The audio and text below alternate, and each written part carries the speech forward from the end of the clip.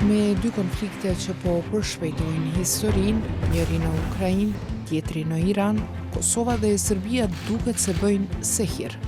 13 vjet për të zbatuar një marrëveshje me 15 pika për normalizimin e marrëdhënieve nuk mjaftuan, edhe pse pritej pajtim dhe bashkëpunim. Kjo marrëveshje sot paraqet fillimin e një epoke të re. Kjo epokë ende nuk gjen pasqyrim në zhvillimet në terren. A do të ketë dikush vullnetin dhe strategjinë për ta ndryshuar këtë tablo? Disa lëvizje diplomatike tashmë janë parë. Shikues të nderuar, përshëndetje, mirë se vini në edicionin e ri të Ekspozes, magazinës së përjavshme televizive të Radios Evropa e Lirë. Unë jam Valona Tela. Në vitin 2013, ndërsa Evropa shihte zgjerim dhe stabilitet, Kosova dhe Serbia nënshkruan marrëveshjen e parë për normalizimin e marrëdhënieve në Bruksel. Pas viteve të tensioneve dhe dhimbjes pas luftës, fqinjët dukeshin gati për një kapitull të ri, të pazakontë për historinë e rajonit. Marrëveshja e Brukselit u nënshkrua më 19 prill të atij viti nga kryeministrat e atëhershëm të dyja vendeve, Hashim Thaçi dhe Ivica Dačić. Ajo pasoi muaj negociatash intensive të ndërmjetësuara nga shefja e politikës së jashtme të BE-s, Catherine Ashton. Dua t'i përgëzoj për vendosmërinë gjatë këtyre muajve dhe për guximin që kanë treguar. Është shumë e rëndësishme që ajo që po shohim tani është një hap larg nga e kaluara dhe për të dyja vendet një hap më afër Evropës. Goxha premtuese për dy vende që antarësimin në Bashkimin Evropian e kanë synim strategjik, të paktën në fjalë. Kjo u pasqyrua qartë edhe nga të dy kryeministrat, me Thaçin që vuri theksin te potenciali i marrëveshjes. Kjo marrëveshje sot paraqet fillimin e një epoke të re, atë të pajtimit dhe bashkëpunimit ndërshtetëror. Kjo marrëveshje do të na ndihmojë në shërimin e plagëve të rënda të së kaluarës, nëse kemi urtësinë dhe mençurinë për të zbatuar në praktikë. Për te i shpresës së krijuar tash e 13 vjet, zhvillimet në terren tregojnë se pjesa më e madhe e kësaj urtësie dhe mençurie mbetet për të dëshmuar. Edhe pse udhëheqësit në Kosovë, Serbi dhe Bashkimin Evropian kanë ndryshuar ndër vite për parimin në pikën kyç të marrëveshjes, krimin e asociacionit të komunave me shumicë serbe në Kosovë ka mbetur i kufizuar. Kjo pasi gjykata kushtetuese e Kosovës ka gjetur mos përputhje me kushtetutën në disa parime. Ndonse ka lënë hapësirë për harmonizim, në Prishtinë ka pasur rezerva të vazhdueshme për shkak të, siç është thënë, ndikimit të mundshëm të asociacionit në funksionalitetin e shtetit, ndërsa Brukseli dhe Beogradi kanë këmbgulur në themelimin e tij. Në fund, pavarësisht të 10 takimeve, një draft statuti evropian dhe një marrëveshje të re pas 10 vjetësh, procesi ka mbetur në vend numro. Serbia ka më shumë se një vit që përballet me protesta antiqeveritare, ndërsa Kosova me përçarje politike që për muaj të tërë e kanë lënë pa kuvend funksional dhe me qeveri në detyrë. Në këto rrethana ka munguar edhe kontakti drejt për drejt në nivel të lartë. Një takim i tillë mes udhëheqësve të dy vendeve, Albin Kurtit në Kosovë dhe Aleksandar Vučićit në Serbi, nuk është zhvilluar që nga shtatori i vitit 2023. Nga këndvështrimi i ish diplomatit austriak Wolfgang Petrisch, ky bllokim i procesit të Brukselit bart pasoja më të menjëhershme për Kosovën se sa për Serbinë. Duke folur për ekspozen, ai vlerëson se Kosova paguan çmim në siguri, në stabilitet dhe në orientimin e saj drejt së ardhmës, derisa politikat e saj mbeten kryesisht të brendshme dhe jo të përshtatura mjaftueshëm në kontekstin më të gjerë evropian dhe gjeopolitik. Sa herë që jam në Prishtinë ose flas me njerëzit atje, më krijohet përshtypja se ekziston vetëm Kosova dhe asgjë tjetër. Kjo është një qasje krejtësisht e gabuar. Zoti Kurti ka cilësi të dukshme, por nëse nuk e kupton se duhet të veproj si pjesë e një ekipi, si brenda vendit ashtu edhe në arenën evropiane, gjërat nuk do të shkojnë mirë për zhvillimin e Kosovës. Radio Evropa e Lirë pyeti qeverinë e Kosovës nëse është e hapur për një fazë të re të dialogut me Serbinë dhe për mënyrën se si planifikon të shmangecjen, por nuk mori përgjigje. Gjatë prezantimit të kabinetit të ri qeveritar muajin e kaluar, Kurti tha se qeveria e tij do ta ndjekë normalizimin e marrëdhënieve me Serbinë përmes një dialogu konstruktiv dhe kreativ. Siç kemi vepruar në 4 vitet e kaluara, normalizimi është çështje e rregullimit të marrëdhënieve mes dy shteteve, pra si raport bilateral e jashtëm e jo ndërhyrje apo përzierje në çështjet e brendshme.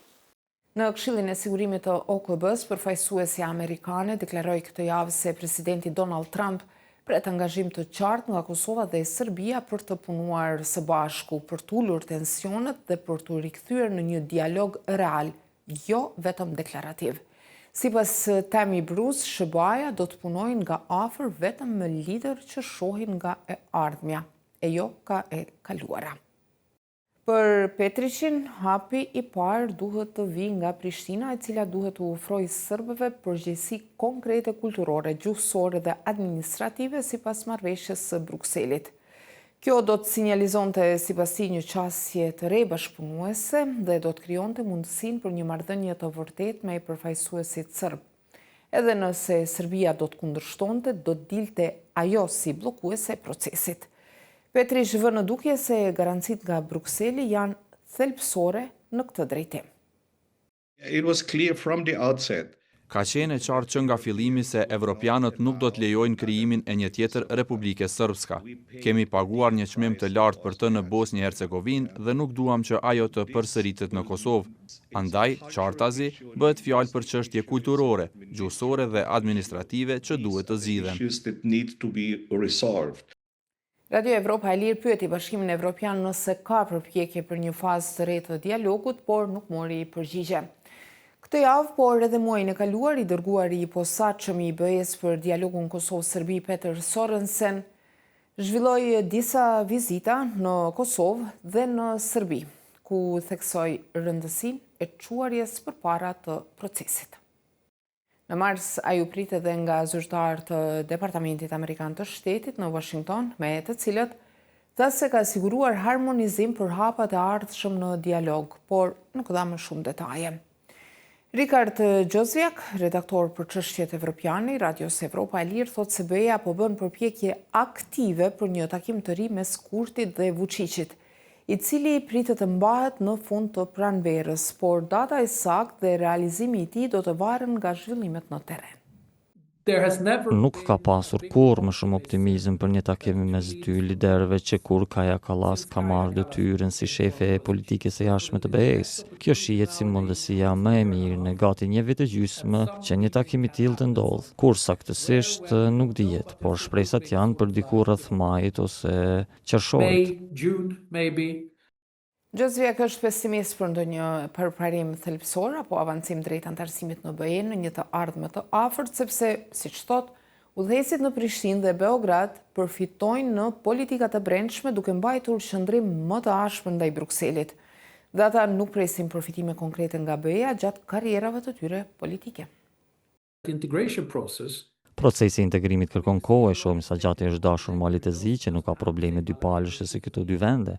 Shohim se sa e bllokuar është Maqedonia e Veriut, shohim se sa e bllokuar është Bosnia, ndaj premtimi i BE-s që ishte shumë i fortë në vitin 2013, e madje edhe nga viti 2011 kur nisën negociatat midis Kosovës dhe Serbisë, nuk e ka me atë peshë. Sa vende janë antarësuar në BE që nga viti 2011? Vetëm Kroacia, e cila ishte në rrugë drejt antarësimit.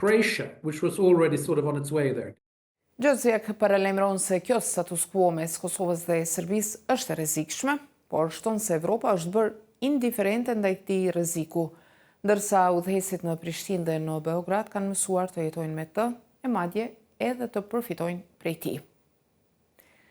Të njëjtin shqetësim e ndan edhe Petriq, por ai nënvizon rëndësinë që Kosova të veprojë me urgjencë në një botë gjithnjë e më të paqëndrueshme. Shtetet e vogla dhe politikisht të brishta janë të parat që bien kur shpërthejnë kriza. Me pasigurit mbi rolin e NATO-s dhe të ardhmen e angazhimit amerikan, Kosova nuk mund të lejojë status quo. Sipas Petriqit, përparimi në zbatimin e marrëveshjes së Brukselit nuk është thjesht një detaj teknik, por një kusht thelbësor për stabilizimin e vetë ekzistencës së Republikës së Kosovës.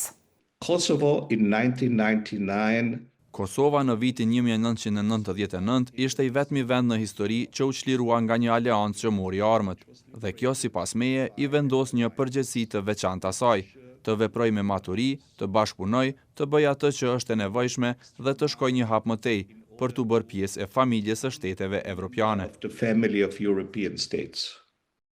Kosova, e cila ende nuk njihet nga 5 vende të Bashkimit Evropian, është vendi i vetëm në rajonin e Ballkanit Perëndimor që nuk ka status kandidati për antarësim në këtë blok. Serbia, e cila derivon konsiderohej lidere në procesin e pranimit në Bruksel, nuk ka hapur asnjë kapitull negociatash që nga viti 2021 për shkak të refuzimit për t'u përshtatur me politikën e jashtme të BE-s. Sipas Gjozviaku, i gjithë Ballkani Perëndimor zë tani një vend të ulët në agjendën e BE-s. Është i rëndësishëm, por dukshëm në hijen nga luftrat në Ukrainë dhe Iran, derisa ndonjë krizë serioze të mos provokoj vëmendje. Shikues të nderuar, kështu kemi ardhur në fund të këtij edicioni të ekspozes. Për të rejat e fundit, vazhdoni të na përcjellni në faqen tonë në internet në adresën evropailir.org, si dhe në Facebook, X, Instagram dhe YouTube. Bashkë takohemi të premte në ardhshme, mirëmbëjtje.